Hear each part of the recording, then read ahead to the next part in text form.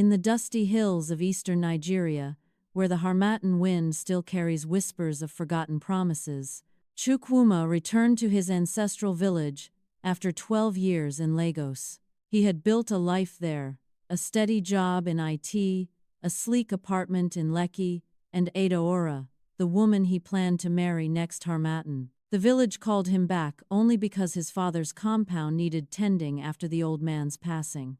"Just 2 weeks," he told Adaora over the phone. "Sort the papers, fix the roof, then I'm gone." The first night, the air felt heavier than he remembered. The zinc roof groaned under no wind. He woke at 3:17 a.m.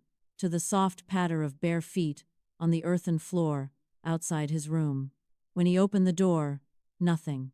Only moonlight pooling like spilled milk on the ground. The second night, it was laughter, low, melodic, coming from the old Iroko tree his grandfather had planted decades ago. Chukwuma laughed it off as village nostalgia playing tricks. But on the third night, she spoke. "You came back," the voice said, clear as a bell, yet sounding from everywhere and nowhere. "I waited." He spun around. No one, yet the kerosene lamp flickered, as though someone had passed between it and the wall. By the fifth night, he could see her outline if he stared long enough into the shadows. Tall, slender, skin like polished ebony under moon, glow, wearing coral beads, and a white gown the way women in old photographs did. Her eyes were the worst, deep, knowing, and strangely tender. "I am Nneka," she told him one evening, as he sat on the veranda trying to call Adaora. The network refused to connect.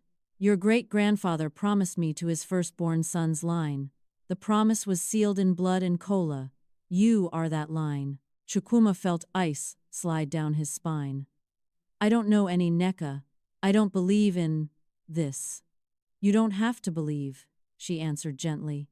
"You only have to remember." She began to appear in daylight too, always at the edge of vision. A flash of white cloth disappearing behind the mango tree, the scent of camwood and palm oil lingering in rooms he had just entered alone, his phone filled with missed calls from unknown numbers that, when he redialed, played only soft humming. Adaora noticed first. "You sound different," she said during one rare call that connected. "Distant, like someone else is in the room with you." He wanted to laugh, to lie, but the words caught. Instead he said, "It's just the village. Memories." When he returned to Lagos 2 weeks later, Nneka followed. She did not ride in the bus. She was already waiting in his apartment, sitting cross-legged on the rug he and Adaora had bought together, her white gown spread like spilled moonlight. The air conditioner labored but could not cool the sudden chill. "You cannot outrun lineage," she said simply. At first she was subtle. Adaora would find her hairbrush moved, her perfume bottle open, faint fingerprints on the bathroom mirror that weren't either of theirs. Then came the dreams. Adaora, dreaming of a woman in white, standing at the foot of their bed, smiling sadly, whispering, "He was mine first." Arguments followed. Adaora accused him of cheating. Chukwuma accused her of paranoia.